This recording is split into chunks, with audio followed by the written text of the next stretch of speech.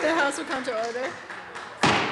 Today's Pledge of Allegiance is by Owen Huey and Declan Huey from Bill Roberts School in Denver, Colorado, and they are guests of Representative Pabon. Please join us for the pledge. I pledge allegiance to the flag of the United States of America and to the republic for which it stands, one nation, under God, indivisible, with liberty and justice for all.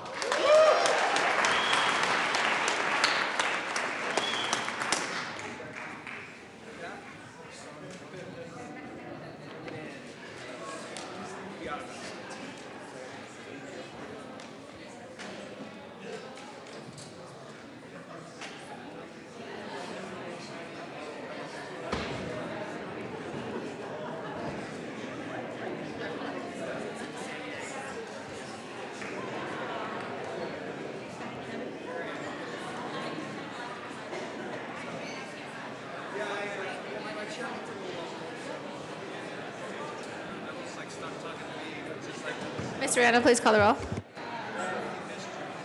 Representatives Arndt, Baker J, Baker K, Beckman, Benavides, Benavides,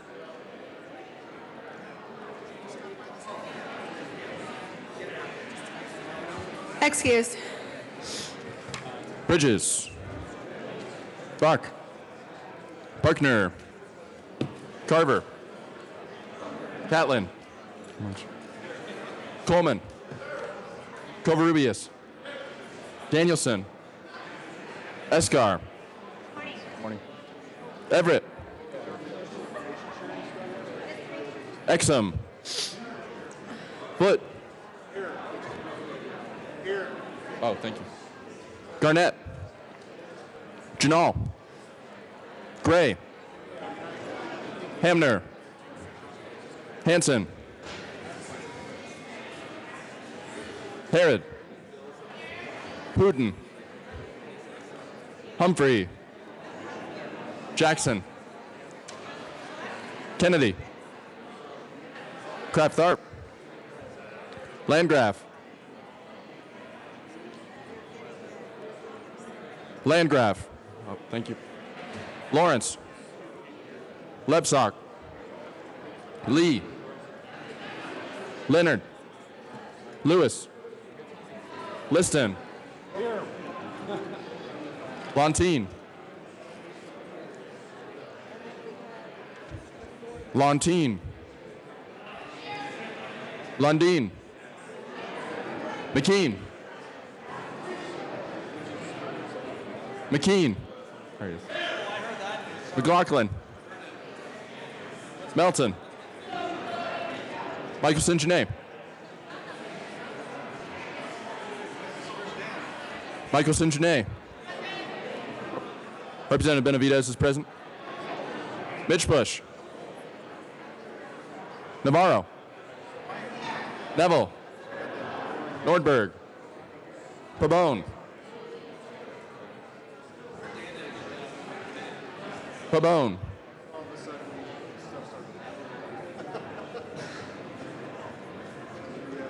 Excused. Pedersen,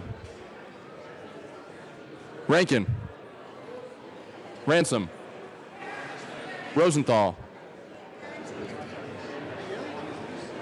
Rosenthal,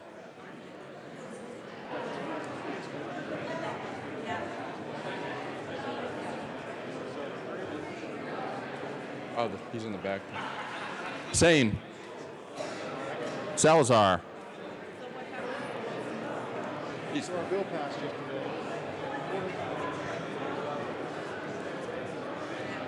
Sias, Singer, Thurlow, Valdez, Good morning, Colorado! Van Winkle, Weissman, Willett, Williams, Wilson, Winter, She's right there. Wist, Wist, Young, Madam Speaker. Here.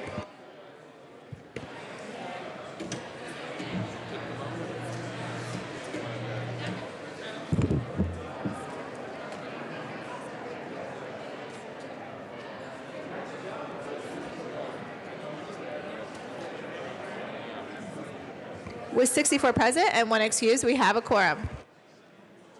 Representative Valdez, good morning. Good morning, Madam Speaker, and it's an honor to serve with you. Honored to serve with you too. Good morning, members. Good morning, members. Do you know what today is?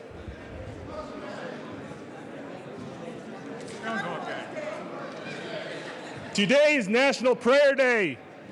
Thank you, Representative Coleman. Representative Valdez. Thank you, Madam Speaker. May I ask for a privilege for a moment of silence?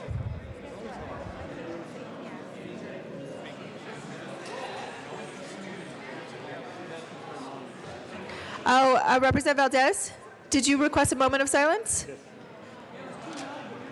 Okay.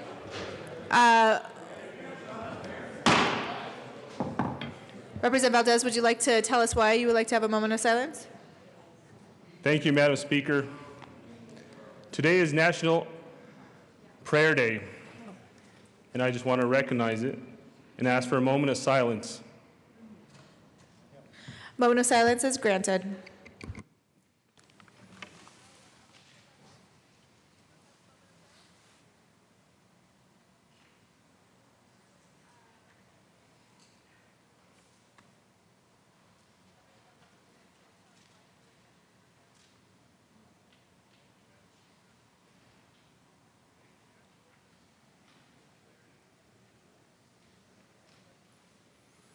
Thank you, members.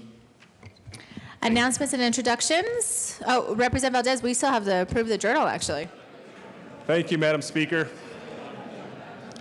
I move the reading of the Journal of Wednesday, May 3rd, 2017, to be dispensed with approved as corrected by the Chief Clerk.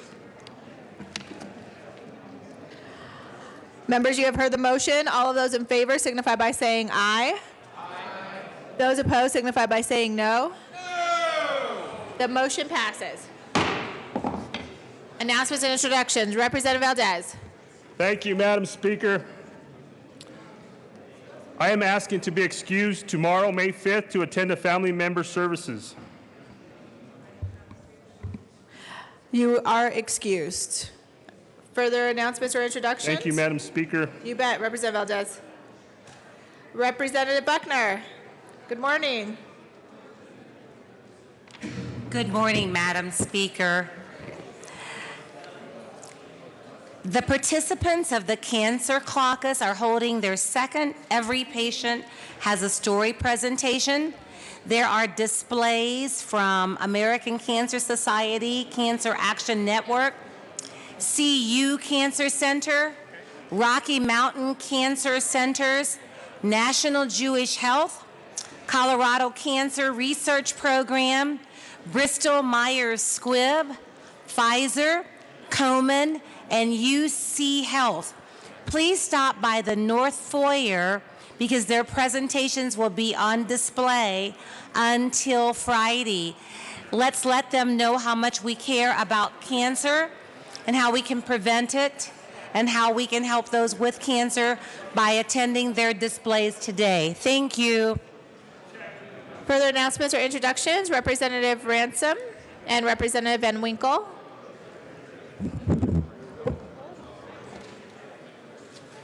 Thank you, Madam Speaker. Members, we are blessed today to have in the House the 4A men's state basketball state champion, Valor Christian High School from Highlands Ranch, Colorado.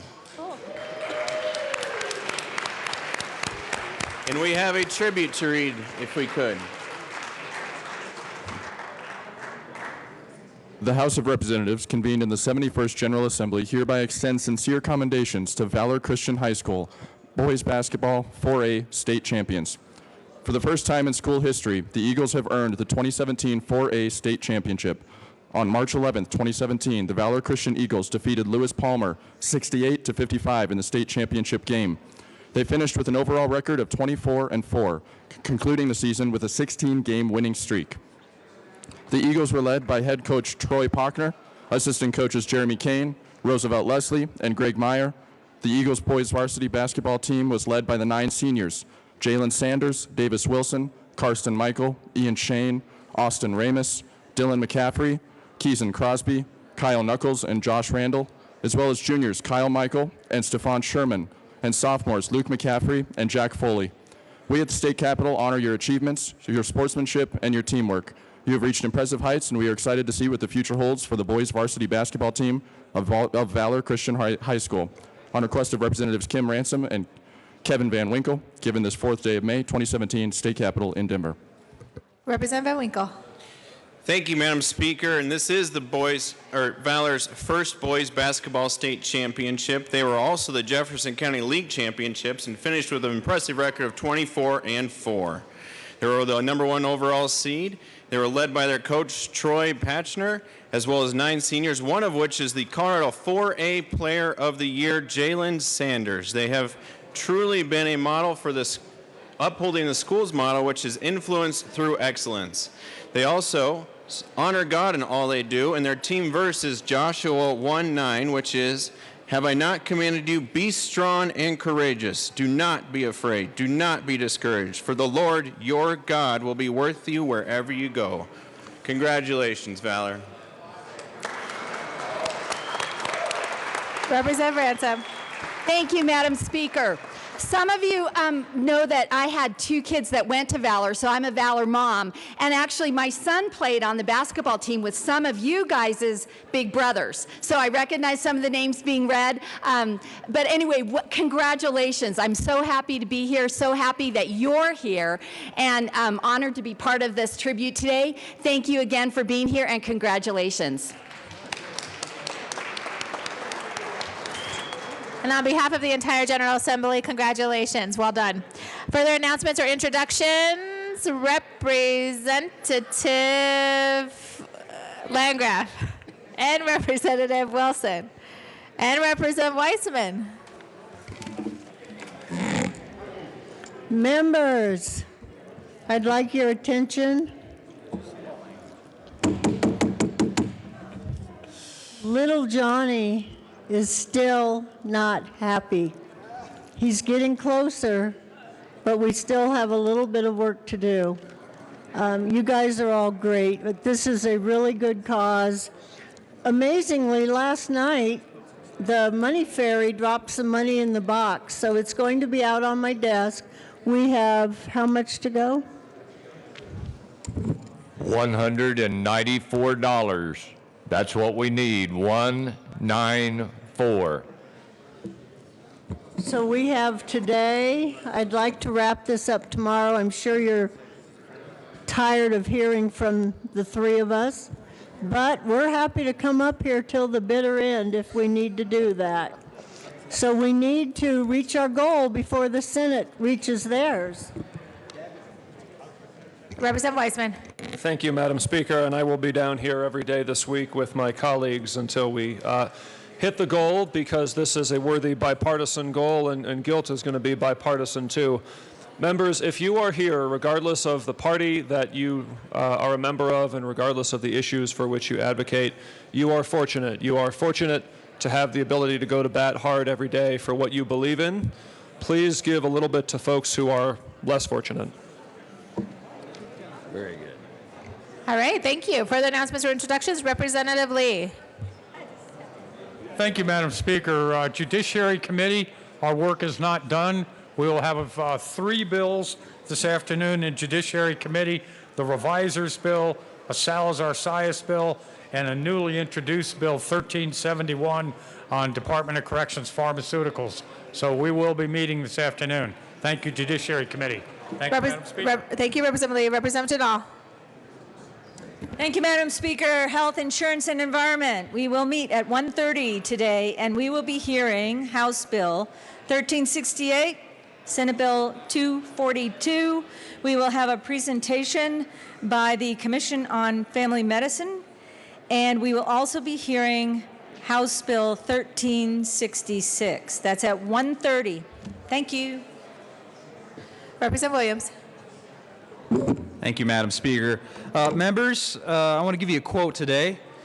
Do or do not, there is no try. That's from Yoda. Today is May 4th. It is Star Wars Day, so if you guys want to take a break from politics, I would highly recommend that one good thing to do would be to watch Star Wars. This is a great film franchise that has a lasting impact on our society and our culture. And I would encourage everyone to partake in that day, and may the 4th be with you, members. Representative Valdez. Thank you, Madam Speaker. Also, do you know what today is? It's May 4th. May the 4th be with you. May the 4th be with you. And with that, today is my great-grandmother's birthday. And on this day, we celebrated it with family, with friends. She was 102 years old when she passed. She had 12 children. 2 passed at an early age. 1 passed away due to cancer, and the other 9 still, bless their heart. Along with today, we recognize a special individual, a friend, Representative Escar's birthday today. These are for you. Oh, no.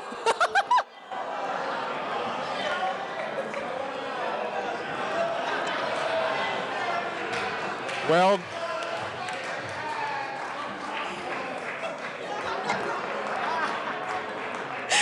Happy birthday today. well, Grandma, that one's for you.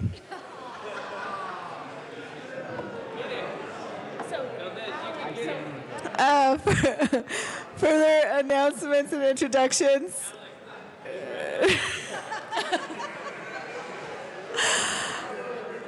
Representative Kennedy. Thank you, Madam Speaker. Members, I just want to remind you that tomorrow morning from 8 to 9, we're doing a little reception over at the Spring Cafe to learn about the 2017 Solar Decathlon project that's going to be in Denver this October. So if you're not doing anything or if you don't have a bill up in appropriations, come on by the Spring Cafe tomorrow morning. Thanks. Representative Pabon. Members, it's an important day today. Not only is it May 4th Day, but it's Welcome to the Capitol Day for many guests back here in the corner of the House of Representatives visiting. Wave your hands, everyone. Let's welcome them to Capitol Day here in the Capitol. Welcome to the Capitol. That'll be a $1 fine. Representative Hamner. Thank you, Madam Speaker. Well, colleagues, as you've already heard, it's Representative Escar's birthday today. So I need to call down the Capitol Choir, please. I've got many of the members are already gathering down in the well because, well, we already learned earlier with the balloons that it's Representative Escar's birthday. So we're going to sing to you. Are we ready? Happy birthday to you. Happy birthday to you. Happy birthday, Representative Escar. Happy birthday to you. Happy birthday, Representative Escar. Thanks. One more down. One more down. Do you have the script for Holy Grail? I got it. Further announcements and introductions. Representative Pabon. Thank you, Madam Speaker, and members of the House Finance Committee. This is important, so you want to listen to this one for the first time maybe this year.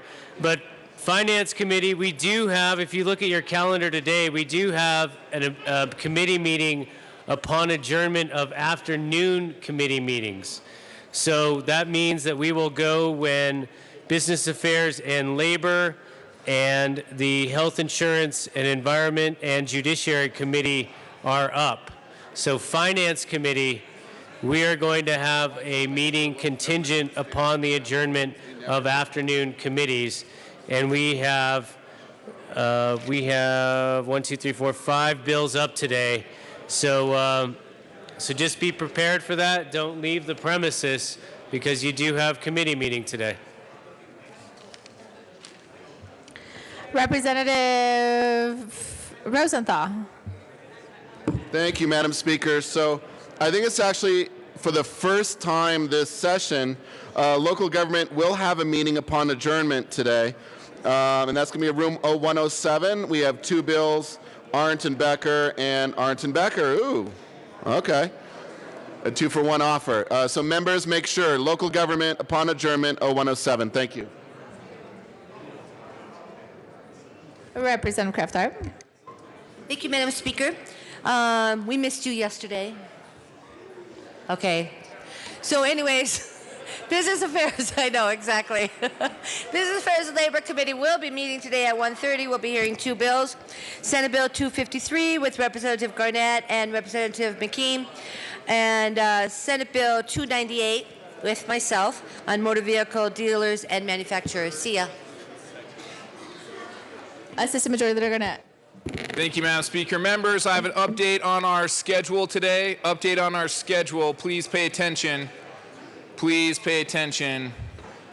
If you want to know whether or not we're coming back tonight.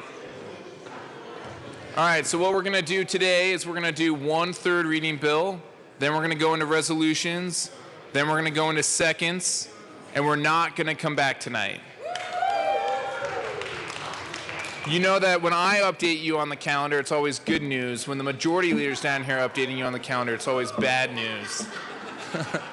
So, just for the record, we are not coming back tonight.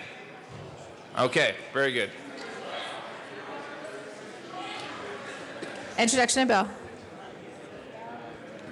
House Bill 1371 by Representative Lee, also Senator Cook, concerning the distribution of medications to outlets that are under common ownership of certain entities.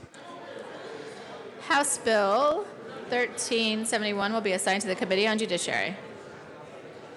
All right, further announcements or introductions? Any further announcements or introductions? Seeing none, that takes us to third reading of bills.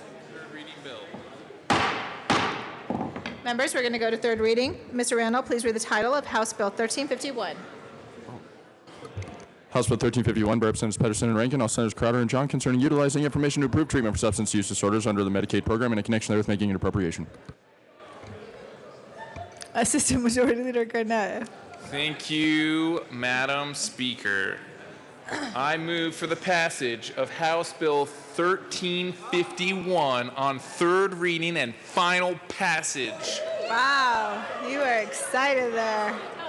The question before us is the passage of House Bill 1351 on third reading and final passage. Representative Rankin.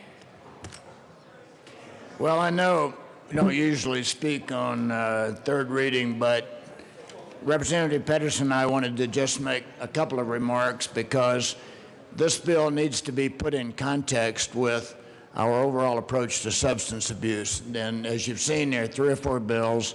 There was, we have an amendment to put $8 million aside on the long bill for next year. So this bill, in context with the Research Center at CU, informs us on what we should do on this terrible problem of substance abuse. So I ask for your yes vote, not because of this bill as a standalone, but because we need it in context of the overall substance abuse issue. Thank you. All right, the question before us is a passage of House Bill 1351 on third reading and final passage. Seeing no further discussion, Mr. Randall, please open the machine, and members, please vote.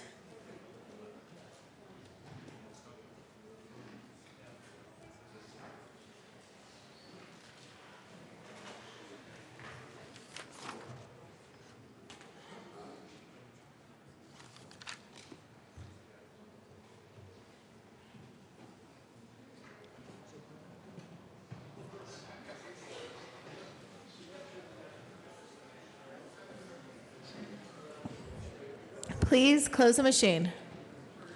With 45 yes votes, 20 no votes, Senate Bill 1351 is passed. Co-sponsors.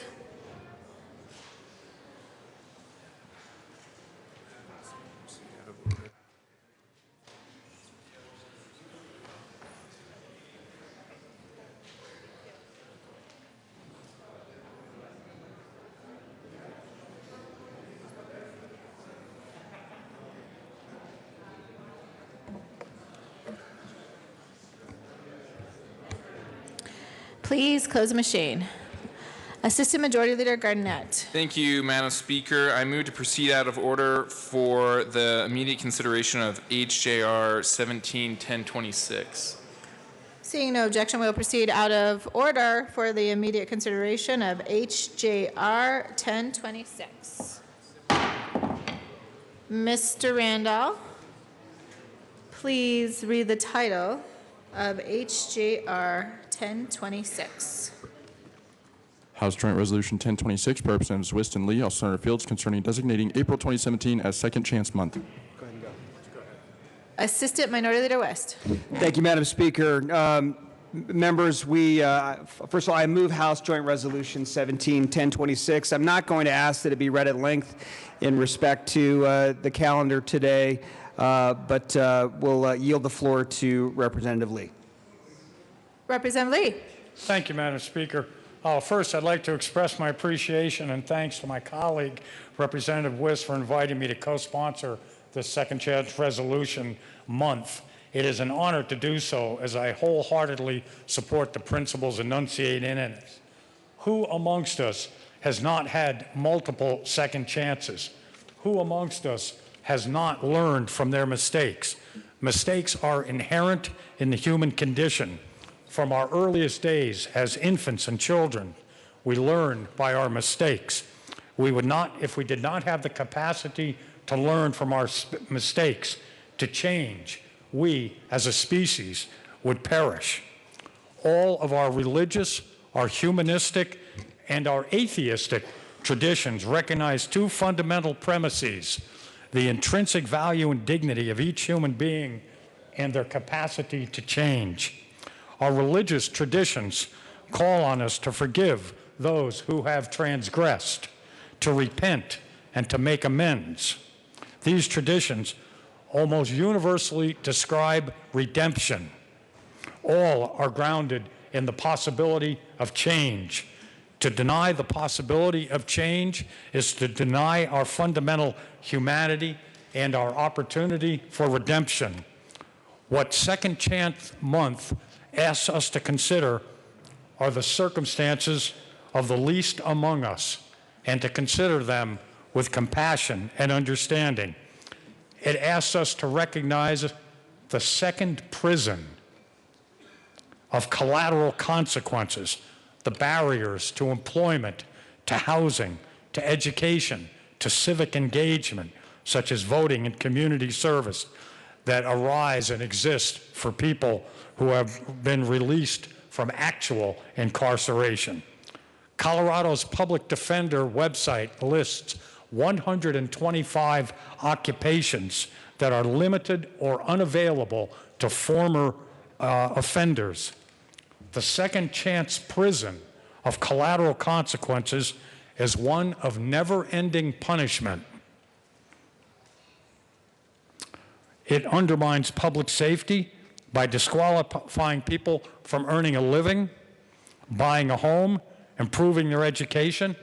It deprives people of the second chance and thus contributes to isolation, alienation, and recidivism. What the Federal Second Chance Act does is provides for reentry programs to help former offenders succeed in their communities, but it does not go far enough to end the second prison. The United States incarcerates more people than any other country in the world. With 5% of the world's population, we have 25% of the world's prisoners. We have more prisoners in the United States than our OECD European peers, such as England, Germany, France, and Italy, but also more than countries such as Russia and China that we consider to be dictatorships. Colorado ranks in the middle of the states. As Senator Jim Webb said, there's either we are the most evil people in the world in the United States, or there is something fundamentally wrong with our criminal justice system, and I prefer to believe the latter. As it is implemented based on retribution and revenge and never-ending punishment, our criminal justice system deviates substantially from our religious traditions, which are grounded in mercy, justice, repentance, and forgiveness. There is a better way, recognized by the Prison Fellowship, who sponsor this resolution nationwide.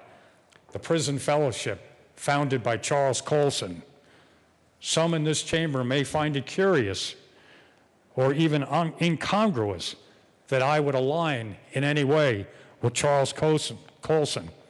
But I commend his work, his personal redemption, and his commitment to helping incarcerated people to turn their lives around. The Prison Fellowship and I share a commitment to restorative justice. In their support for the Federal Second Chance Reauthorization Act, the Prison Fellowship states that we believe a restorative approach is the key to building a better criminal justice system. I agree. In restorative justice, we view crimes as a violation of the relationship between an offender and a victim, and an offender and the community. It's a breach of the social contract, as it were. To make things right in the restorative frame, an offender must accept responsibility for what they have done and take tangible steps to repair the harm to the victim and the community. Restorative justice is about accountability, contrition, restitution, and reparation.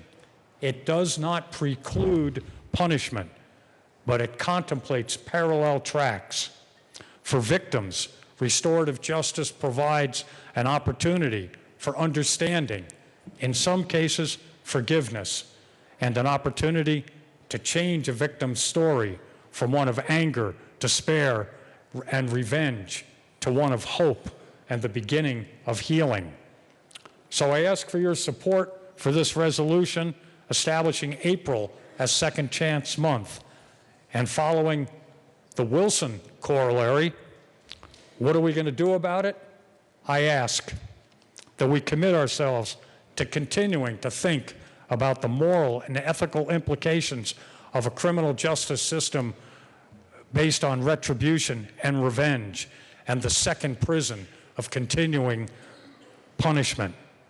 That we take tangible steps to move to a more restorative and reparative system. That we rethink long sentences, mandatory sentences, aggravated sentences. That we consider a second look legislation. That we urge the governor to take a hard look at hundreds of pending clemency petitions and recognize the possibility of change and redemption for some of the 20,000 people incarcerated in Colorado's Department of Corrections. Colleagues, I ask your support for this resolution. Assistant Minority Leader West. Thank you, Madam Speaker. Representative Lee, I want to compliment you, sir, and it's been my honor to serve with you this session on the Judiciary Committee, and we've had an opportunity to talk at length about these topics, and I think we come from our own personal frames of reference on these issues, but I want to compliment you. I salute you for your commitment to restorative justice.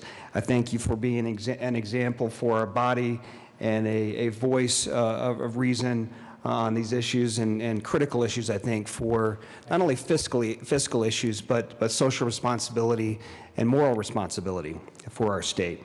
I think Second Chance Denver is really one of those rare organizations where we have combined our faith community and our corrections facilities to really have a conversation about a partnership between our faith-based community and our criminal justice system to, as Representative Lee, certainly have accountability. And there does need to be accountability in our criminal justice system for those who have violated the law, for there to be responsibility, and for there to be reparations to victims. But that's not always the end of the story. Where we go from there, I think, is a great story today of how private and public partnerships are coming together to try to find second chances for these folks. I wanted to share with you a line. One of my favorite Christian artists is an individual named Matthew West, and he has a song called Forgiveness. And one of the backstory to this song is amazing. It's about a woman who was driving with her child in the car, and they were hit in a head-on collision by a drunk driver. Obviously, she went, and her child died in that accident. She went through all the stages that you can all imagine that would come from the death of a child.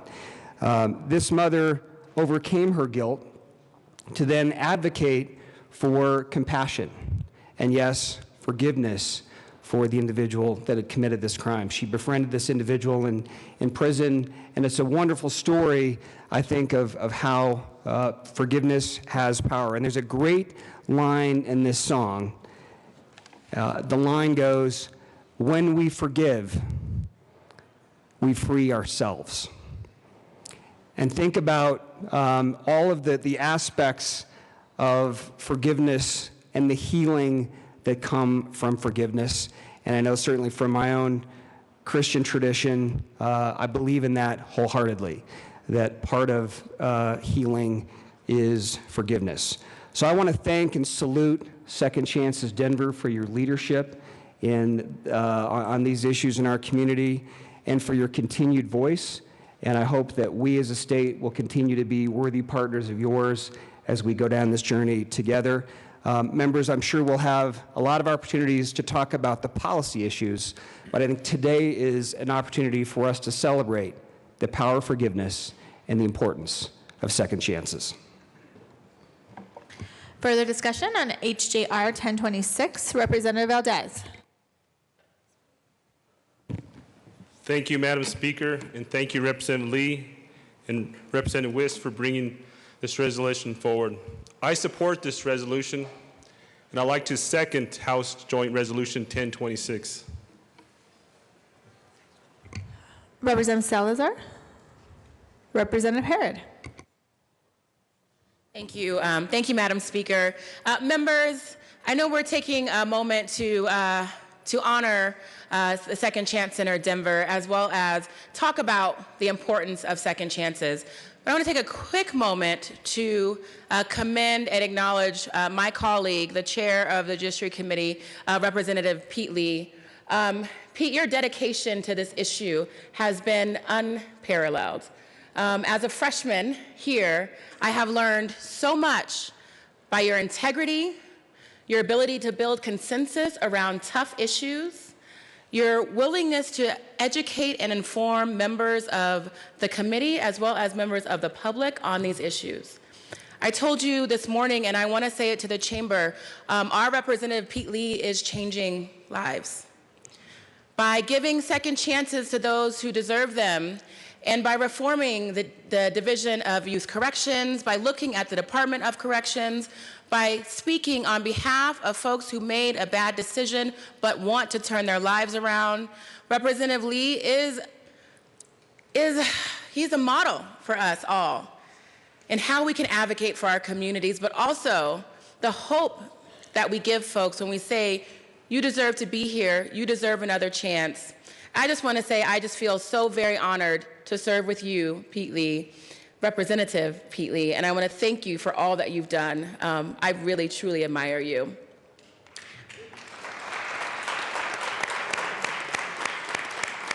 Here, thank you, Representative Lee, for your leadership. Representative Herod.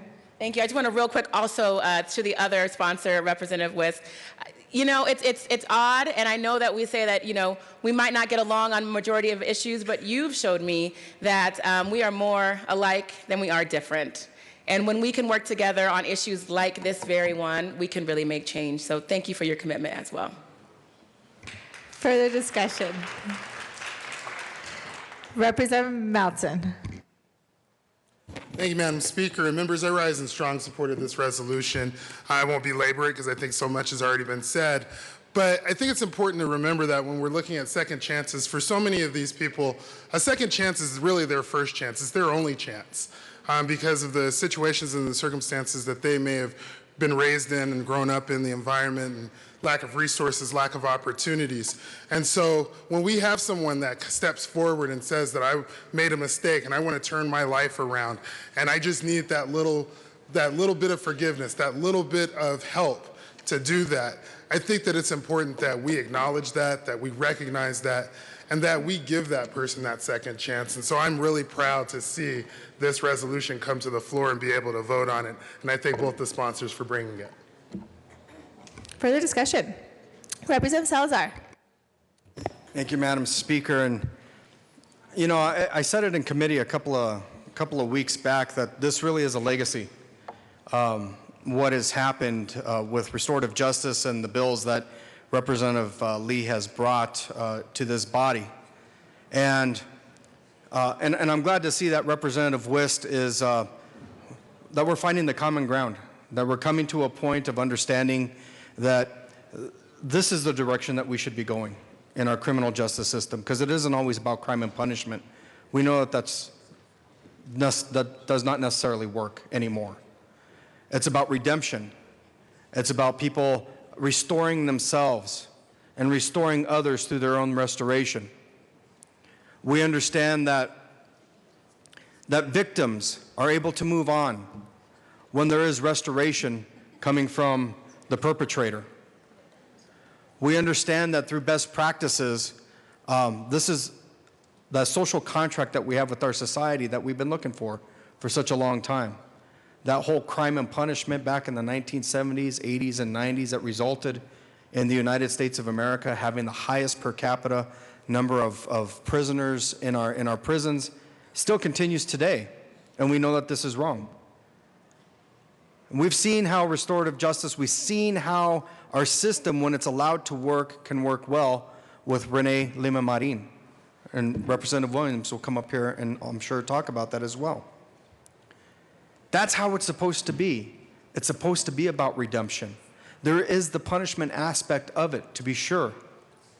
But it's about the redemption, and it's about moving forward so that way everyone's lives can be as fulfilled as possible. This is your legacy, Representative Lee.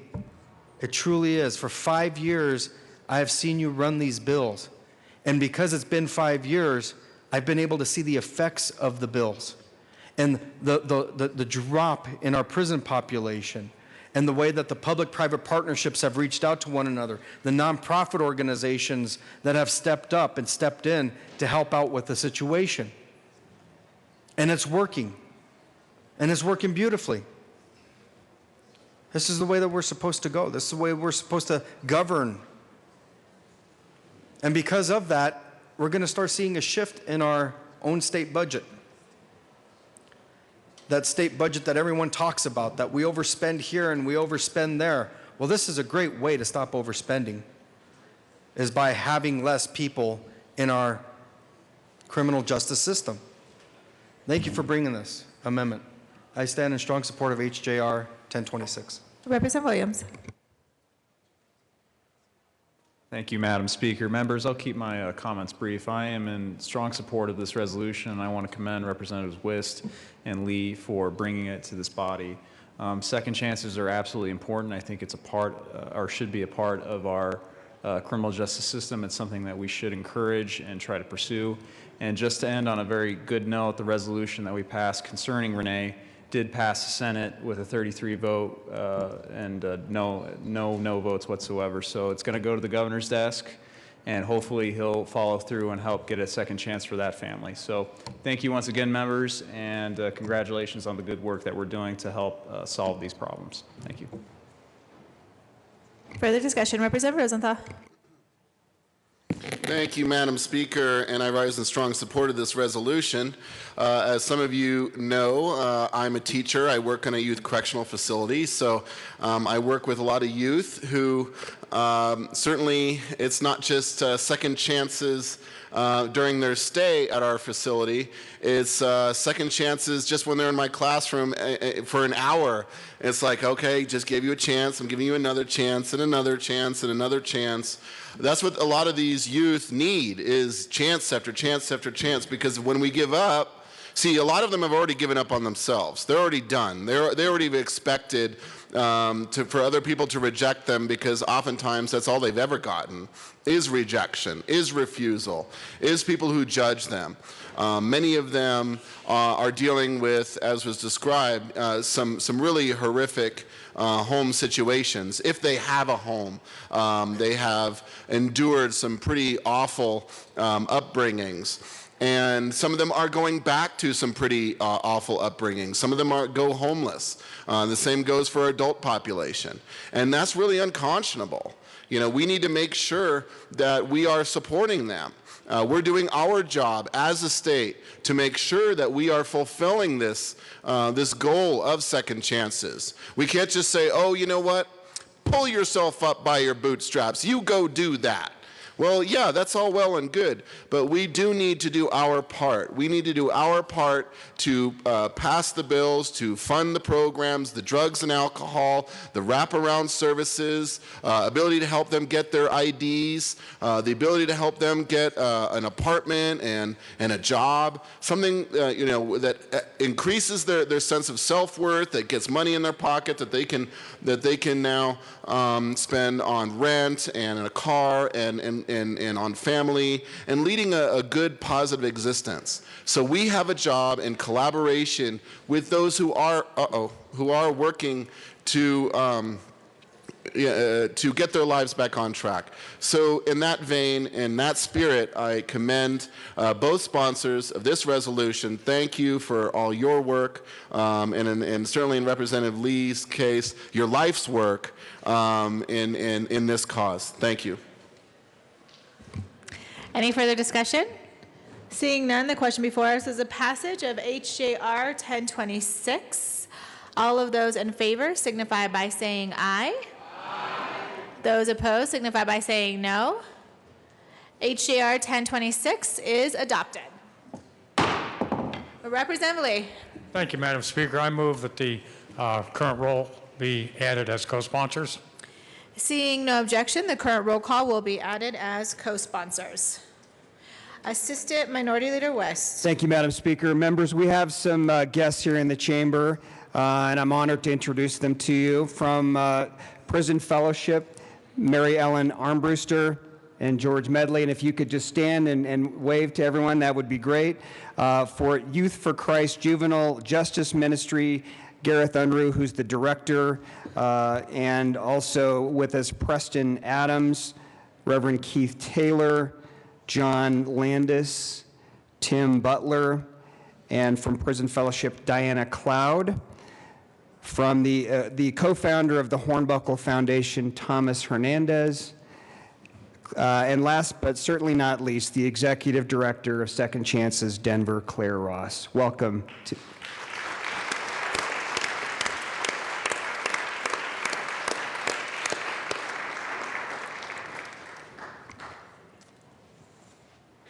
Thank you, and welcome to the legislature, and thank you for all that you do on behalf of Colorado's community. Madam Majority Leader Becker.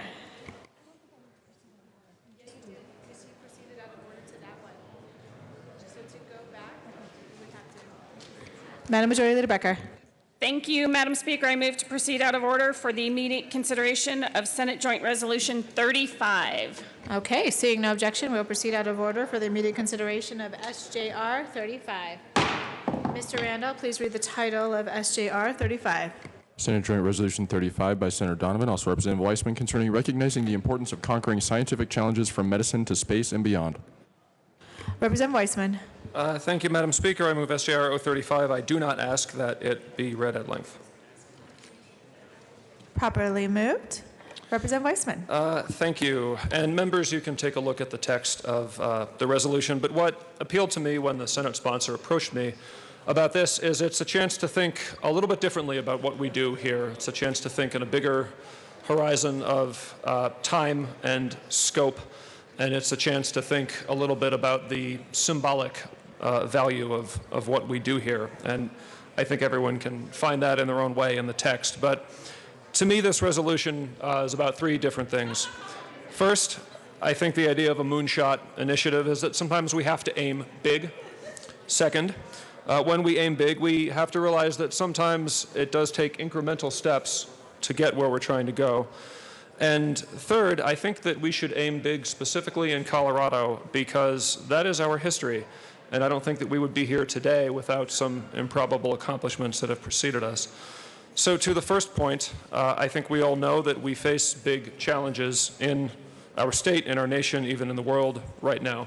But when we succeed at a big challenge, it leaves an imprint. I'm willing to bet that if you are among those in this chamber who were alive on July 20th, 1969, and I'm not among those, but if you are, you remember exactly where you were, I'm seeing nodding heads, when One Giant Leap for Mankind left a boot print in the lunar dust. To the second point, it happened that on July 20th, 1969, one small step for man and one giant leap for mankind happened to be the same step. But I think more often they are separate, and many small steps inevitably precede the giant leap that we remember. You know, it was Apollo 11 that landed on the moon, but there were 10 missions before that, and they were all incremental steps to getting to the one that we remember, and sometimes the incremental steps don't get the credit that they deserve. To the third point, I think in the West and in Colorado, we have always taken on broad challenges here in the name of realizing new opportunities. It has been true since our frontier days, since before our founding as a state, the challenges were as simple as finding water or growing food or surviving the winter. And I think it remains true today with the presence of our space industry in the state. I mentioned a few weeks ago a friend of mine who works on the Orion project at Lockheed, and his life's mission, pun intended, is to help a person land on Mars. I think if that were to happen in our lifetimes, those of us who find ourselves around would remember that day, just as many of us remember July 20, 1969. And, you know, originally, when I first started putting together comments for this resolution, that was all that I was going to say. But in the last week or two, I've gotten to thinking that we could use a little bit of moonshot ourselves, a little bit of aspiration. You know, members, I have seen some disappointing headlines, and I think you all have as well. Legislative priorities unraveling at Colorado Capitol, things like that. There are many more. I won't bother reading them. You know, that's us that they're talking about. I think before all of us came down here, we were used to reading about legislative bodies in newspapers, and it was always somebody else, and it was something that we couldn't necessarily have an impact upon.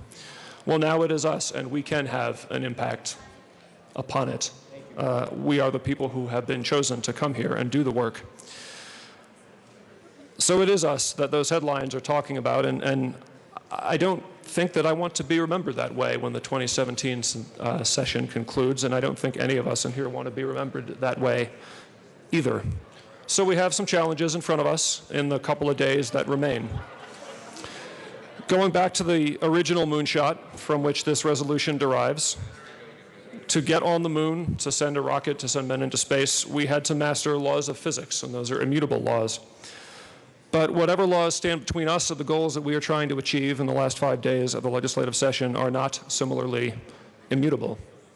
Or to put it another way, you know, there are problems of nature and there are problems of law. When a flood ravages the canyons in Boulder County and in Larimer County, or when wildfire burns in El Paso County, or when a drought plagues southeast Colorado for years on end and the tumbleweeds pile up so thick that it takes a bulldozer to clear off the county roads, we can't prevent those things. All we can do is respond and try to help after the fact. But when what is little more than an accounting issue threatens to shut down hospitals all over the state and leave significant swaths of our population, particularly in our rural areas, without any health care, that is something that we can do something about.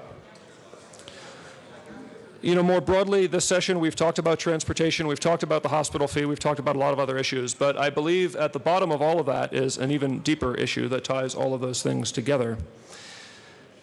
And that issue or question is that in this particular era in which we find ourselves of deep pessimism and skepticism, I think that these big problems that we try to solve, the big work that we undertake, amounts to trying to prove anew, as I think we sometimes have to prove anew in a representative government, one of the basic concepts of our founding, and that is that reasoned, rational, representative self-government can in fact play a constructive role in addressing conditions faced by the people from whose consent it derives.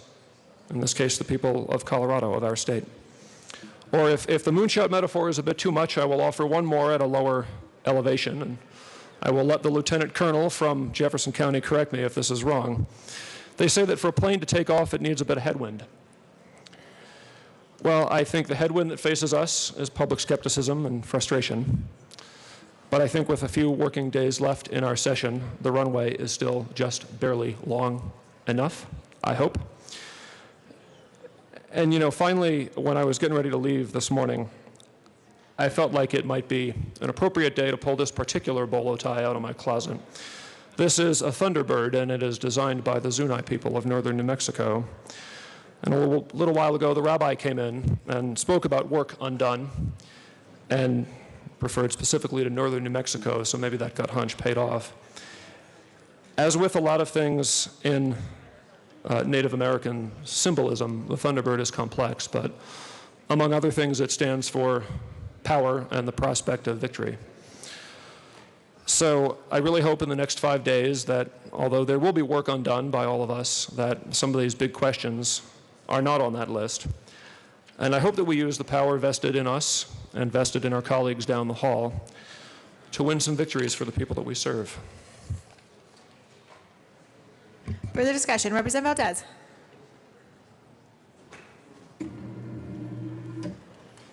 Thank you, Madam Speaker. Thank you, Representative Weissman, for bringing Senate Joint Resolution 35.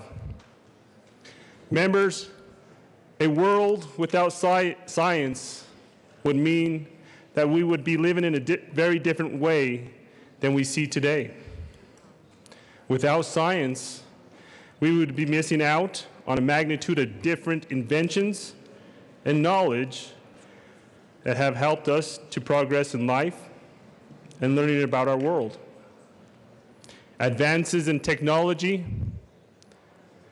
and science are transforming our world at a very incredible pace and making it possible for us to explore new worlds throughout the universe.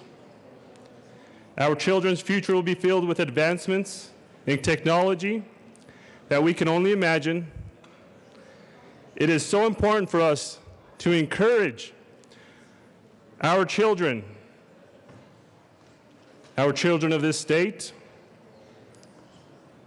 especially young children, young girls and young boys, to engage in science by asking questions, thinking critically, and exploring all possibilities this world offers them. There is a very real effect on all of us. It is up to us to encourage our children to engage in many fields and to reach for the stars.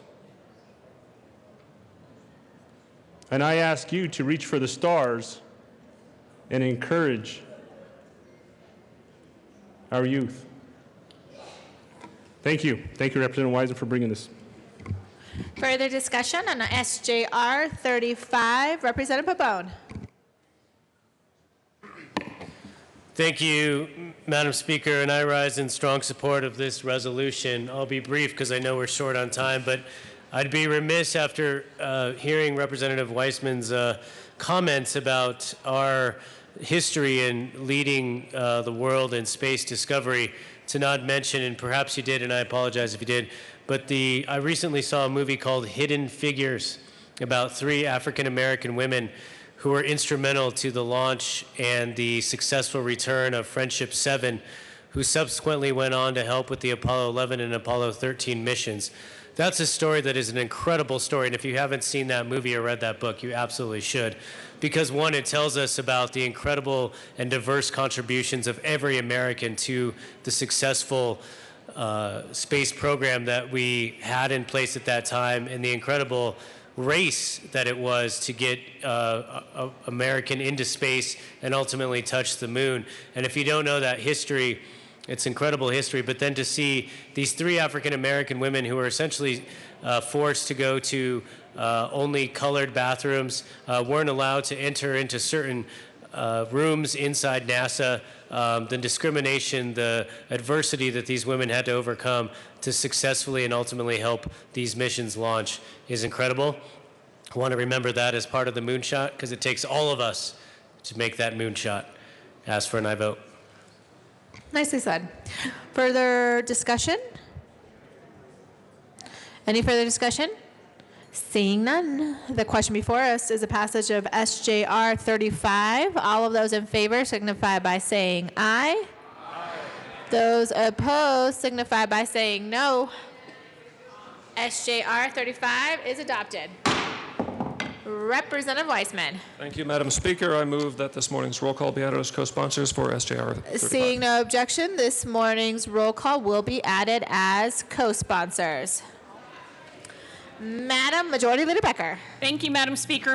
I move to lay over House Joint Resolution 1031 and Senate Joint Resolution 13 till May 9th. Seeing no objection, those resolutions will be laid over. So that brings us to, so is 1031 and the second one?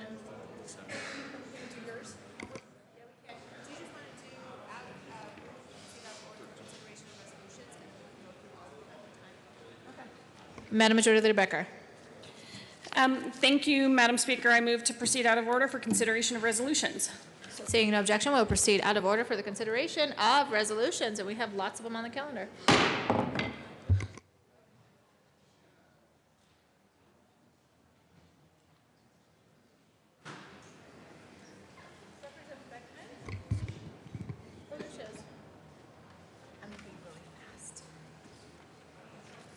Representative, Madam Speaker. Okay. Mr. Randall, please read the title of Senate Joint Resolution 27. Senate Joint Resolution 27 by Senators Guzman and Tate, also Representatives Duran and Beckman, concerning recognition of the need to expand access to effective treatment for stroke patients. Madam Speaker. Thank you, Madam Speaker Pro Tem. I move SJR 27 and don't ask that it be read at length.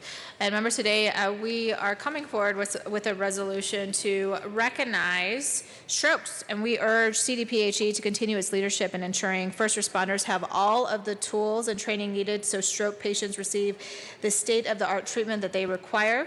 We also urge the community college system to update its EMT curriculum reflecting these changes. I ask for an aye vote, and members, you don't need to stand. You can be seated. Representative Beckman. Thank you. It's my pleasure to join the Speaker in sponsoring this important resolution that will begin the process of saving lives and educating everyone in the chamber about strokes. We've all heard stories about our friends, relatives, neighbors, and even people in our district that have been felled by strokes. And the results of a stroke are really hard for families. Sometimes people that are very active end up not being able to take care for themselves and in long-term care. But it doesn't have to be that way. And this resolution is all about talking about the amazing technology that is being pioneered in Colorado currently on strokes.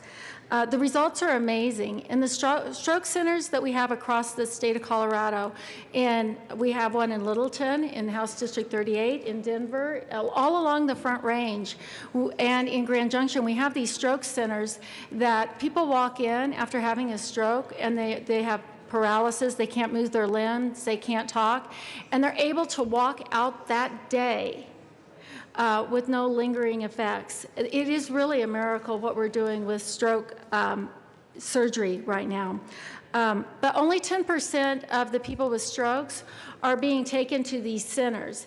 And we're very blessed in the state of Colorado to have doctors and nurses and emergency medical responders in our state, but they don't know. So we have to change processes and procedures and training so that we're able to get people to the right treatment at the right time, because this really makes a difference in people's lives. And that's why we're sending this information in this resolution to Dr. Wolk at the Public Health and to others so that we can start the movement to get more people educated. We have great resources in Colorado. We are pioneering this technology. We should be very, very proud.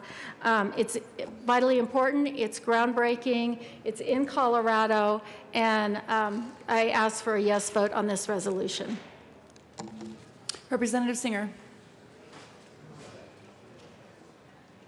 Thank you, Madam Speaker Pro Tem, and I rise in strong support of this resolution. You know, this is something that I sort of knew about because we read about it until this December when my aunt, my dad's sister, suffered a stroke while doing what she loves, which is taking care of little kids at a child care facility. I never thought I'd get the opportunity to visit Johns Hopkins, but unfortunately I was there under the most serious circumstances. And when I visited her this December, my aunt this December, I couldn't recognize her. Her left side was paralyzed. She couldn't eat on her own. And she was so traumatized by the entire experience, she couldn't even sleep. She was awake for days. So I want to thank everyone that has done everything so far, whether you're here, whether you're in the state of Maryland, whether you're in Washington, D.C., it was an all hands on deck. We had Congress people and state representatives lining up to figure out how to get my aunt from where she was in that hospital bed to a point now where she can walk again, a point now where she can talk again. Imagine doing everything in your life for little kids and then almost being in that same childlike state, a prisoner of your own body. This can happen to any of us.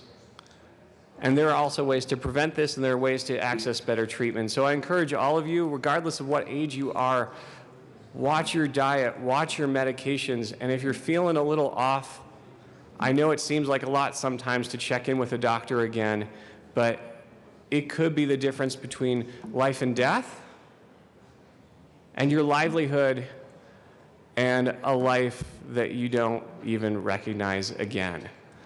So thank you again to the resolution sponsors for bringing this. This is such an important issue, and it's something that we can actually do something about too.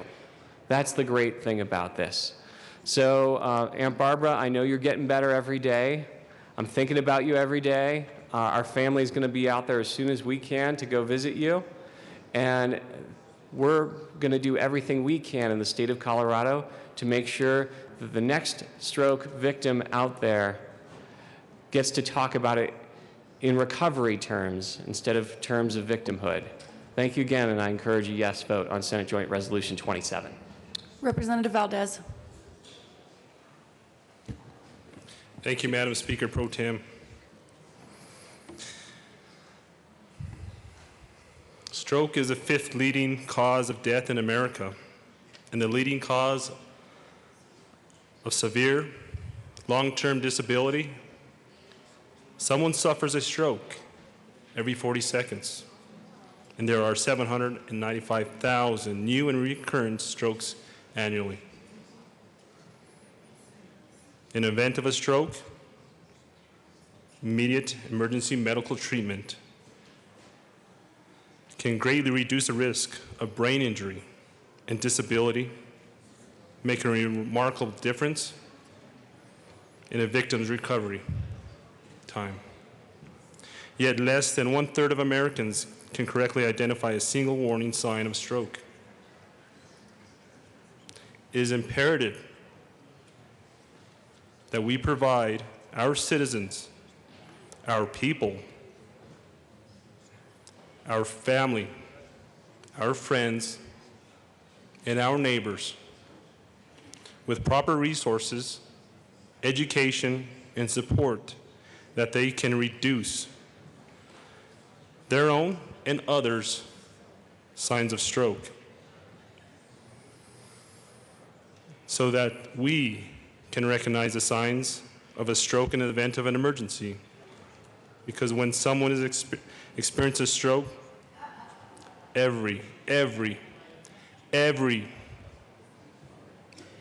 second counts.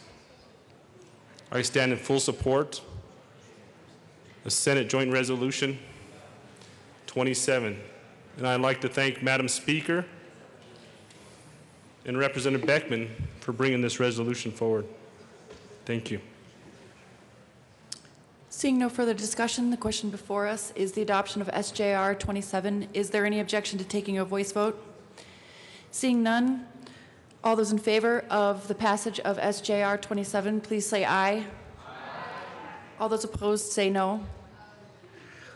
SJR 17027 is passed. Madam Speaker. Thank you, Madam Speaker Pro Tem. I move that the morning roll call be added as co-sponsors. Seeing no objection, the current roll call will be added as co-sponsors. Mr. Randall, please read the title of SJR 30. Senate Joint Resolution 30 by Senators Martinez, Dominic, and Capalas, also Representatives Landgraf and Janal, concerning the designation of August 2017 as Spinal Muscular Atrophy Awareness Month in Colorado. I'll move it. Representative Landgraf. Thank you, Madam Speaker. I move SJR 1730, and we do not want it to be read at length. Okay, properly moved. Representative Janal. Thank you, Madam Speaker. And this resolution is brought to you at this point in time because actually the designation for Spinal Muscular Atrophy Awareness Month is not until August, so we will not be in session. And we want to bring it to your attention because it is one of the #1 genetic killers of infants and children under the age of 2. That's spinal muscular atrophy. It affects 1 in 6,000 live births yearly, and 1 in 40 adults carry this genetic gene, or this gene for this genetic defect. But SMA, as it's called, is an inherited condition in which both parents carry one defective gene. And it's a group of inherited and sometimes fatal diseases that really robs children and adults of basic functions. In this case, it takes away their swallowing ability, breathing ability, control of just even holding up their neck, hugging, crawling, walking as infants, which is so important. SMA causes muscles, voluntary muscles, to atrophy and lose all of their functionality. And one of the other muscles that's paralyzed is the respiratory muscles that are used in breathing. That results in death. Children with SMA are very intelligent, they're very sensitive, and they're exceptionally sociable. They are normal kids except for this defect that affects their voluntary muscles. There is no cure, and that's why we're bringing this forward, no cure for SMA, but there is great hope with a lot of new medical research. And so with that, I ask for your support and just recognizing spinal muscular atrophy, and I ask for a yes vote on SJR 1730. Any further discussion? Representative Landgraf. Thank you, Madam Speaker. I would also ask for a yes vote on this resolution. It is a terrible disease, and you can imagine having a child with all your hopes and dreams for what that child's going to do, and then find out that your baby has SMA. So there is hope, there is research, and we bring this today to bring awareness to this issue. All right, seeing no further discussion, the question before us is the passage of SJR 30. All of those in favor signify by saying aye. Aye. Those opposed signify by saying no. SJR 30 is adopted. Representative Landgraf. Thank you, Madam Speaker. I move that the roll call be added as co-sponsors. Okay, seeing no objection, the roll call will be added as co-sponsors. That takes us to SJR 40. Mr. Randall, please read the title of SJR 40. Senate Joint Resolution 40 by Senators Martinez and Minikin Williams, also Representatives Michelson, Janae, and Sias, concerning the designation of October 13th, 2017 as Metastatic Breast Cancer Awareness Day. Representative Michelson, Janae. Thank you, Madam Speaker. I move SJR 040 and do not ask that it be read at length. Okay, properly moved. Who would like to speak to the resolution? Representative Michelson, Janae. Thank you. Colleagues, we come before you this morning with Senate Joint Resolution 40 concerning the designation of October 13th, 2017 as Metastatic Breast Cancer Awareness Day. Metastatic breast cancer is a breast cancer that has spread beyond the breast to other organs in the body, most often the bones, lungs, liver, or brain. Although metastatic breast cancer has spread to another part of the body, it's considered and treated as breast cancer. Metastatic breast cancer, also referred to as stage 4 breast cancer, has no known cure, and there is no stage after stage 4. Metastatic breast cancer can be treated, sometimes for many years, but it cannot be cured. Distant metastases are the cause of about 90% of deaths due to breast cancer. Representative Sias. Thank you, Madam Speaker. And to pick up where my colleague left off, regarding research, there is treatment of metastatic breast cancer is currently an active area of research. Without going into detail on the medications that are in trials right now, we'll say there are two important things to remember about the diagnoses of recurrent and metastatic breast cancer. First of all, to those who are suffering from this and their families, you are not alone. More and more people are living life to its fullest while being treated for advanced stage cancer. And two, you can have confidence that there are a wide variety of available recurrent and metastatic treatment choices. I would mention that this resolution was initially introduced in the Senate last week. We had guests in here, but we were not able to do it in here that day. But I would like to, even in absentia, thank all those who work to make sure that women get screened for breast cancer so that detection can be made as early as possible and chances for survival increased. Groups like Komen, Colorado, and the American Cancer Society for the public education that they provide, and the insurance coverage that they advocate for, and the research they support. We'd also like to thank the Colorado Women's Wellness Connection for the education and screening network they provide to women across the state. And finally, thank you to our capable cancer researchers at the University of Colorado, and we really do have an outstanding cancer team there. And to the health professionals across the state who labor every day to extend and save lives. It takes all of us working together to defeat breast cancer and other life-taking cancers. And thank you all very much for listening. Thank you, Madam Speaker. All right, thank you very much. Any further discussion on SJR 40? Seeing none, the question before us is the passage of SJR 40. All of those in favor signify by saying aye. Aye. Those opposed signify by saying no. SJR 40 is adopted. Representative Zayas.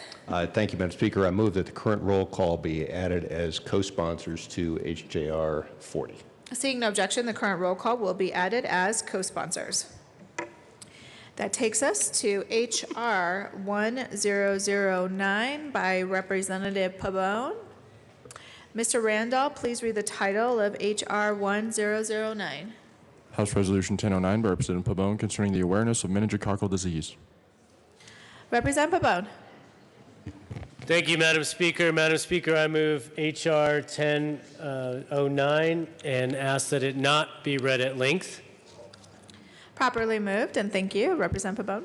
No problem, Madam Speaker. I know we're on a tight schedule this morning. Members, I just wanted to, this resolution is brought to raise awareness about the ravages of meningitis that affect every corner of our state and every community in between. We've heard from families all across the nation and in Colorado that contracting meningitis is called a hidden killer. The disease can come on to a young person with little warning, being masked by what is often mistaken for flu symptoms, a headache, sore throat, and body aches. If identified early enough as meningitis, a patient can be cured. But if not, they can have devastating long-term effects, including the loss of limbs, long-lasting neurological conditions, and tragically, death. The fact is that the several strains of the disease are prevalent in children under the age of 1, but primarily, and this is what's most critical, young people in high school and college between the ages of 16 and 23. We all know that young people often gather in large group settings in high school and college campuses, and those settings increase the risk of the spread of meningitis. This is a public health emergency in our state, and for this reason, I am bringing this resolution that puts us on the record to urge us to keep a stepped-up fight against meningitis in all its forms. We have not been idle on this issue. Our state health department and the University of Colorado have worked with student leaders all over the state to raise awareness about the meningitis vaccination, and many high schools are ensuring that the facts about meningitis, including, and this is important, about the meningitis B strain that now has a vaccine to fight against it, are being sent home with students to moms and dads. So we ask for awareness of the issue in front of us, the fact that it can be prevented with opportunity to vaccinate for these types of, for meningitis, specifically meningitis B, to protect our young children, our college students, and make sure that we can successfully create a public health and safe environment for all of our children. I ask for an aye vote. Seeing no further discussion, the question before us is a passage of HR 1009. All of those in favor signify by saying aye. Aye. Those opposed signify by saying no. HR 1009 is passed. Representative Representative Pabon. Thank you, Madam Chair. I move the morning roll call, or the current roll call, be listed as co-sponsors. Seeing no objection, the morning roll call will be added as co-sponsors. That brings us to SJR 37 by Representative Michelson Janae. Mr. Randall, please read the title of SJR 37. Senate Joint Resolution 37 by Senator Moreno, also Representative Michelson Janae, concerning the designation of the first week of May as National Maternal Mental Health Awareness Week. Representative Michelson Janae. Thank you, Madam Speaker. I move SJR 37 and do not ask that it be read at length. Okay, properly moved. Representative Michelson Janae. Thank you, members. This week is Maternal Mental Health Awareness Week, and I wanted to take a moment to just talk with you about the health of our new mommies. This is a very important concern that sometimes gets missed in the chaos and excitement of a new baby, and I wanted to share a little bit from the National Institute of Health. Pregnancy and a new baby can bring a mix of emotions, excitement and joy, but also sadness and feeling overwhelmed. When these feelings get in the way of your loved one taking care of herself or the baby, that could be a sign that she's dealing with deeper feelings of depression or anxiety, feelings that many pregnant women and new moms experience. Here are some things we can do. Number one, listen. Open the lines of communication. You can say, I know everyone is focused on the baby, but I want to hear about you. Or you can say, I notice you're having trouble sleeping, even when the baby sleeps. What's on your mind? You can offer support. Offer to watch the baby while the new mom gets some rest. Ask her how you can help and do things like pick up the grocery shopping for her. There are also lots of resources online, including at the NIH's website. If you go to nih.gov/maternal mental health. So things to look for. Does she seem to get extremely anxious, sad, or angry without warning? Does she seem foggy and having trouble completing tasks? Does she show little interest in things that she used to enjoy? Does she seem robotic, like she is going through the motions? Do you notice that she has trouble sleeping? Do you notice she checks things and performs tasks repeatedly? Does she get concerned she cannot care for herself or the baby? Does she think she might hurt herself or the baby? As I have said often when dealing with mental health, Colorado has a wonderful crisis services program. You can always call 844-493-TALK or 8255, or just text to 38255. When I was a new mom, when my daughter was born, I didn't recognize that I was feeling very, very blue. And when my son was born, that blueness returned. But it was when I lost my baby that the doctors missed all of the signs, because I didn't have a baby that I was holding. And I suffered very serious depression after the loss of my baby at 20 weeks. Please don't forget the moms. Going through pregnancy and delivery is a major life event, even if that baby is lost. Please take care to note that our moms need our attention and our help. Thank you for giving some time to Maternal Mental Health Awareness Week. I appreciate you. Thank you, Representative Michelson Janae. Any further discussion on SJR 37? Seeing none, the question before us is a passage of SJR 37. All of those in favor signify by saying aye. Aye. Those opposed signify by saying no. SJR 37 is adopted. Representative Michelson Janae. Madam Speaker, I ask that the morning roll call be added as co-sponsors. Seeing no objection, the morning roll call will be added as co-sponsors. Nicely done. That takes us to HJR 1032. Madam Majority Leader Becker. Thank you, Madam Speaker. I move to lay over HJR 1032 one day. All right, HJR 1032 will be laid over one day. That takes us to SJR 41. Mr. Randall, please read the title of SJR 41. Senate Joint Resolution 41 by Senator Hurlburt, also Representative Becker Kay, concerning the convening date for the 2018 second regular session of the 71st General Assembly. Madam Majority Leader Becker. Members, the resolution you've all been waiting for. The resolution setting the date that we will be convening as the 71st General Assembly. And that date will be, and I know it's with a heavy heart that you think about actually ending this session and having to start to think about the next one, but it will be Wednesday, January 10th, 2018. All right. Minority Leader Neville. So members, thank you, Madam Speaker. Members, this isn't quite as exciting as the resolution to CNA DA, but it shows that we're getting close there. So this will give you the ability to plan that, hey, January 10th, we're going to start. Madam Majority Leader Becker. Thank you, Madam Speaker. And I want you to know you can vote no on the resolution, but we're still going to be convening next year, okay? So Representatives Everett, Humphrey, Buck, I just want you to know that your no vote isn't really going to mean you don't have to show up. Although it would be fine with me if you wanted to miss a few days. Just kidding, just kidding. We love having you here. Would somebody like to move the resolution?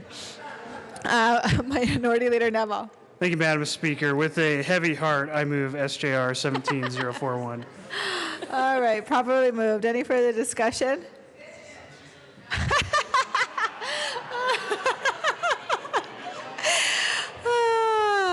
I know that was a joke. The question before us is the passage of SJR 41. All of those in favor signify by saying aye. Those opposed signify by saying no. Well, SJR 41 is adopted. Madam Majority Leader Becker. I add that the morning roll call be added as co-sponsors. See, no objection. The morning roll call will be added as co-sponsors. That takes us to general order, second reading of bills. Representative Escar.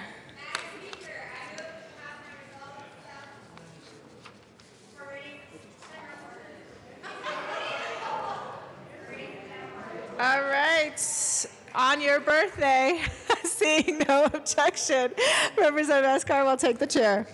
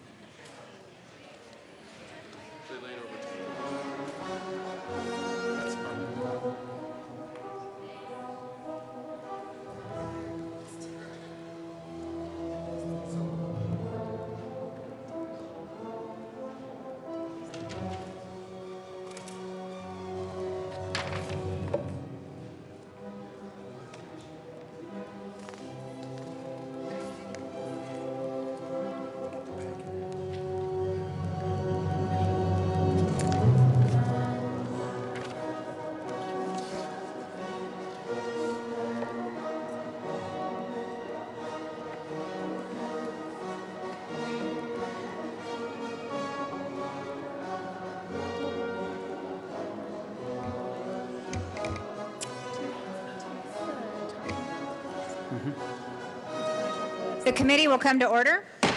Okay. With your unanimous consent, the bills will be read by title unless there's a request for a reading of bill at length.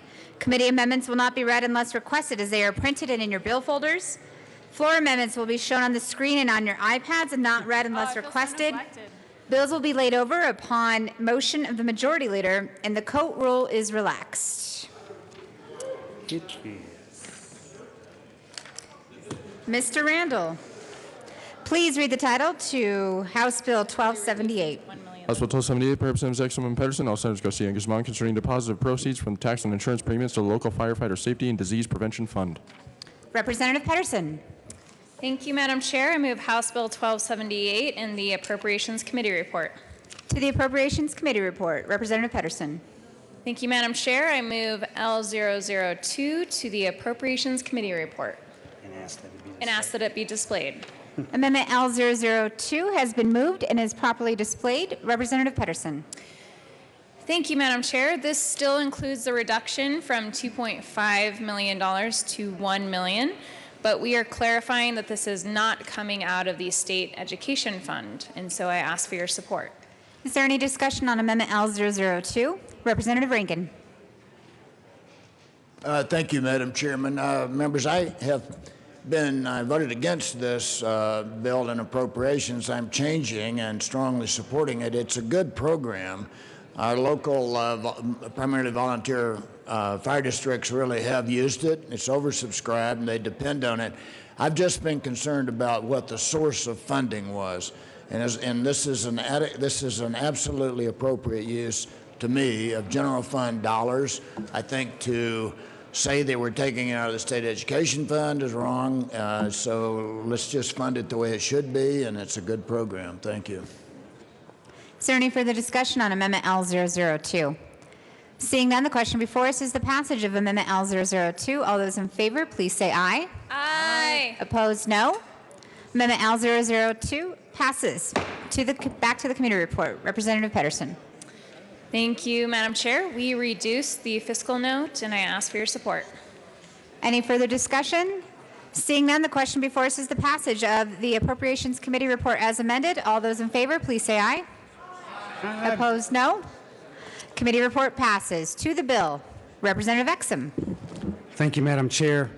Members, this bill is a continuation of the firefighter grant program to assist our firefighters throughout the state with improving safety in doing their jobs through purchasing equipment and training. And this has been a very successful program, you know, with the challenges in the budgets, in our state budget and budgets throughout the state and local communities. Firefighters really depend on this money to improve safety in the work that they're doing.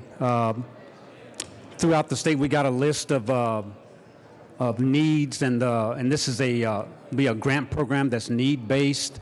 It will be distributed through the Division of Fire Safety and Prevention, and helping firefighters purchase equipment like SCBAs, which is the self-contained breathing apparatus, their turnout gear, and compressor. We call it an extractor that cleans the gear, cleans those carcinogens off of the turnout gear when firefighters go to a significant fire.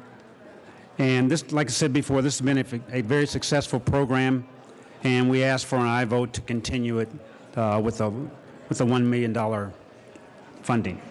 Thank you, Madam Chair. Representative Pedersen. Thank you, Madam Chair. Members, this doesn't come close to meeting the needs across the state to ensure that our firefighters are going in with their updated gear and they're not at risk for injury and sometimes death. So this is really just a very small amount relative to the need of our firefighters to make sure that the ones that are putting their lives on the line, that we're doing our part in protecting them and making sure that they have the equipment that they need. And so I ask for your support. Is there any further discussion on House Bill 1278? Seeing none, the question before us is the passage of House Bill 1278. All those in favor, please say aye. Opposed, no. House Bill 1278 passes. Mr. Assistant Majority Leader Gurnett. Thank you, Madam Chair, and happy birthday. Thank you. Appreciate it. Members, please listen to this motion. I'm really excited about this. Well, not excited, but it's the first one that we've had this year. I move to lay over House Bill 1347 till Thursday, May 11th. The question before us is the laying over, or do we need to vote on this? At the Assistant Majority Leader's request, House Bill 1347 will be laid over until Thursday, May 11th. Mr. Randall, please read the title to House Bill 1352. House Bill 1352 by Representative Winter, also Moreno, concerning the regulation of student loan servicers. Representative Winter. Thank you, Madam Chair. Happy birthday. It's a pleasure to serve with you. It's a pleasure to serve with you too as well. Thank you. I move House Bill 1352 and the Appropriations Committee report and the Finance Committee report. To the Appropriations Committee report, Representative Winter.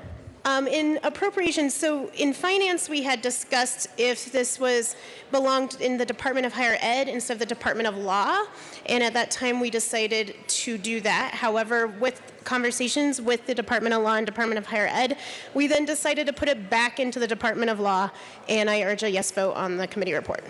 Is there any discussion on the Appropriations Committee report? Seeing none, the question before us is the passage of the Appropriations Committee report. All those in favor, please say aye. Aye. Opposed, no. The ayes have it. Appropriations Committee report passes. To the Finance Committee report, Representative Winter.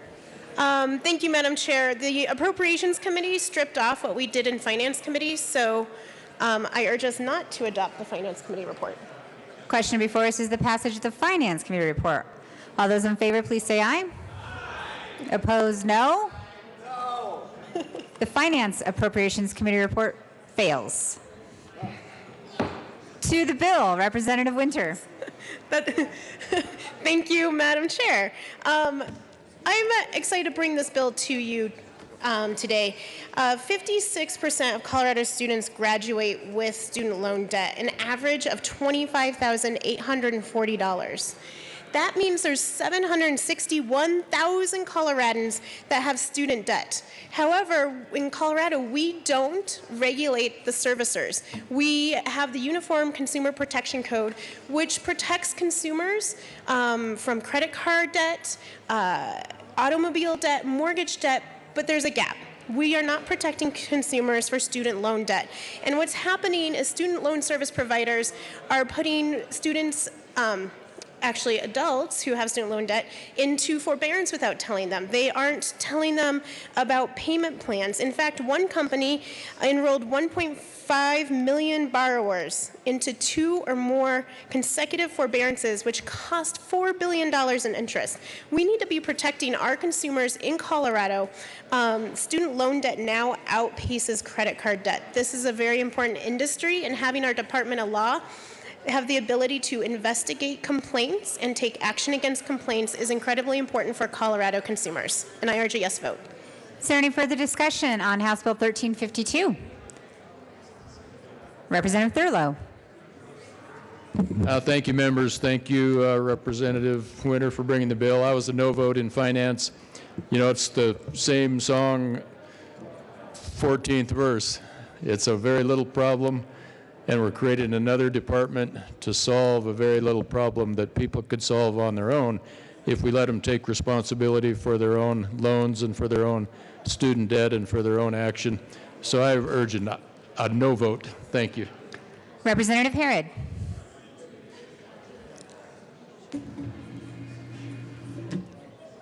Thank you, Madam Chair, and happy birthday. Thank you, Representative Herod. Members, I just want to speak quickly to student loan debt. This is not a small problem. Total student loan debt is $1.31 trillion. Again, $1.31 trillion. Members, this is a huge problem.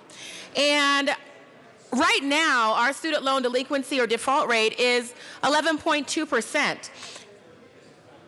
Again, new delinquent balances, which means they're seriously delinquent over 90 days or more, is $31 billion. Members, this is a huge problem.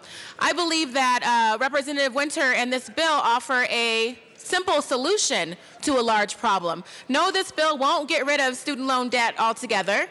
It won't get rid of student loans, but it will put the guardrails around servicers of student loans so that we can ensure that folks are getting, that young folks, young people and adults are getting the information that they need to make reasonable and educated decisions around their student loan debt. There is a way to ensure that more Coloradans pay their student loans and do not go into default. This bill gives them the information that they need to make those decisions. I think this is a great and creative solution. It's an innovative solution, and it's one that I fully support, and I ask for an aye vote. Representative Van Winkle. Thank you, Madam Chair. Happy birthday. Thank you, sir. Say, I agree with everything Representative Herod just said, and she touches on Representative Winter by bringing forward this bill does touch on a very important issue, and we are in agreement on the issue. The problem with the bill is it doesn't seem to, the solution offered in the bill isn't a true solution for the problem of increasing debt for students. That is a problem that will continue as long as tuition rates continue to increase, and student debt will continue to increase even with this bill. This bill adds another layer of bureaucracy, so to speak, but it does do some good things, and glad that you brought the bill so that we could have this discussion, because the rising student debt problem is a true problem, and I do hope to actually tackle that in a different bill, perhaps next year. Is there any further discussion on House Bill 1352? Seeing none, the question before us is the passage of House Bill 1352. All those in favor, please say aye. Opposed, no. House Bill 1352 passes. Mr. Randall, please read the title to Senate Bill 192. Senate Bill 192 by Senator Neville, also Representatives Melton and Singer, concerning provisions to allow marijuana businesses to operate more efficiently and in connection with making an appropriation. Representative Melton. Thank you, Madam Chair. I move to lay over Senate Bill 192 until tomorrow, May 5th. At the sponsor's request, Senate Bill 192 will be laid over until tomorrow, May 5th.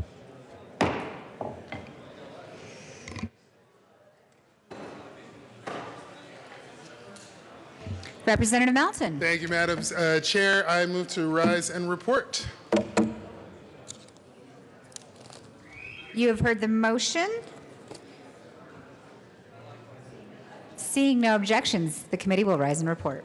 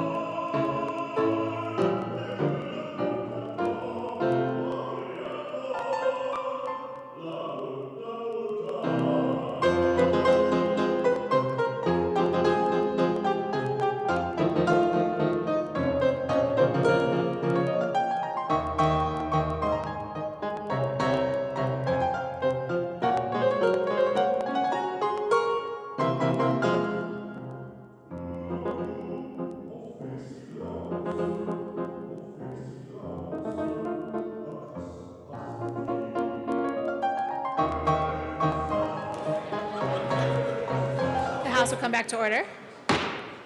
Mr. Randall, please read the report of the Committee of the Whole. Madam Speaker, your Committee of the Whole Big Sleeve report has under its consideration the following House bills. Being the second reading thereof, makes the following recommendations thereon. House Bill 10, Sub 12, 78 is amended. House Bill 1352 is amended. Passed in second reading and goes to place calendar for third reading final passage. Senate Bill 192 laid over until May 5th, 2017, retaining its place on the calendar. House Bill 1347 laid over until May 11th, 2017. All right, Representative Escar. All right, members, you have heard the motion. There are no amendments at the desk. Mr. Randall, please open the machine, and members, please proceed to vote on the report of the Committee of the Whole.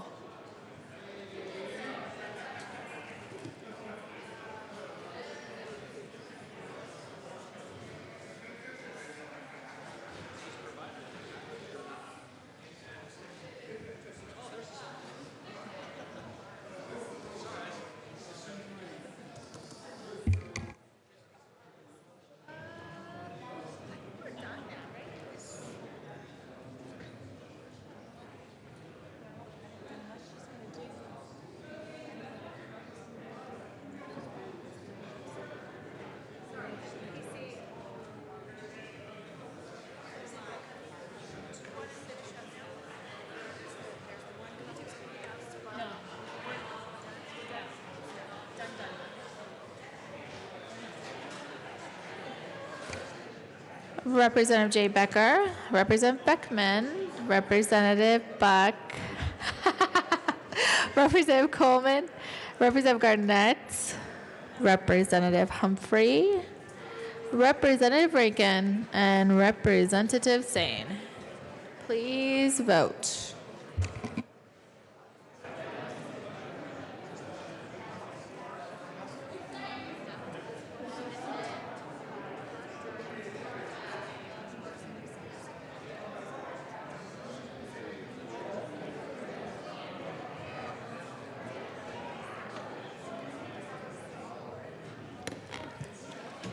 Representative Coleman, Representative Sane.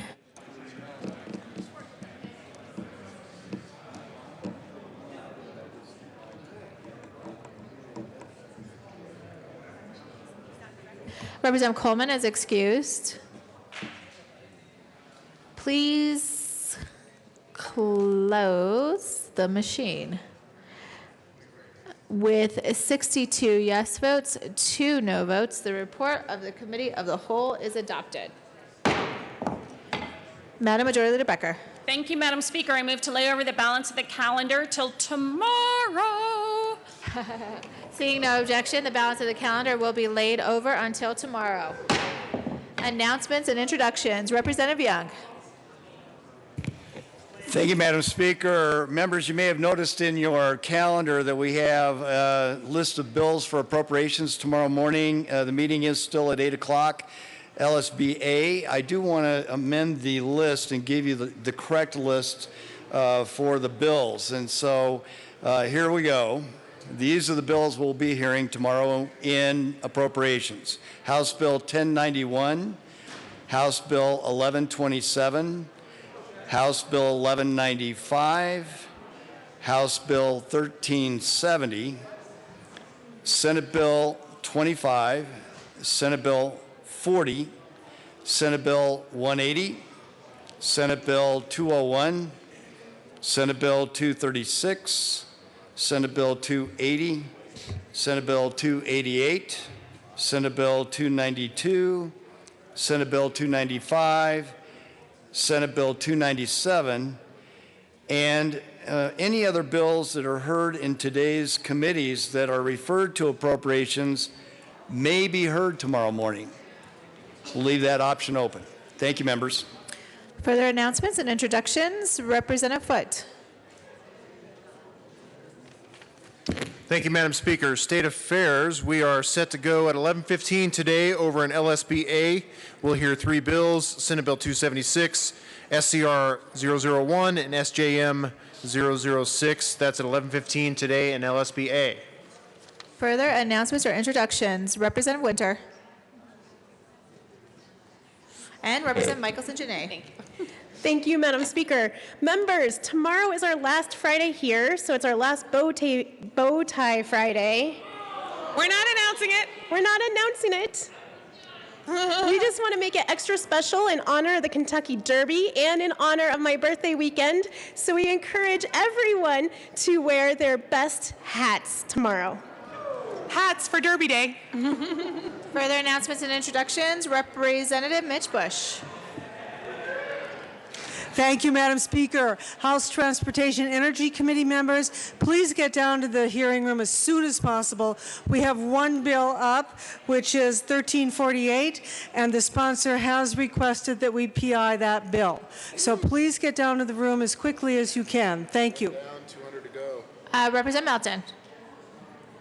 Thank you, Madam Speaker. I don't know where my cohort is, Representative Everett, but today is the last Thursday, which means tomorrow's the last Friday. I'm glad that my colleagues did remind you all that tomorrow is the last bolo, bow tie, baby scarf, and derby hat Friday.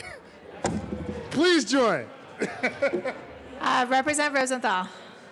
Thank you, Madam Speaker. So reminder, members of the Local Government Committee, we're meeting in 0107 upon adjournment. So please do make it down there. We have two bills. Thank you, Local Government.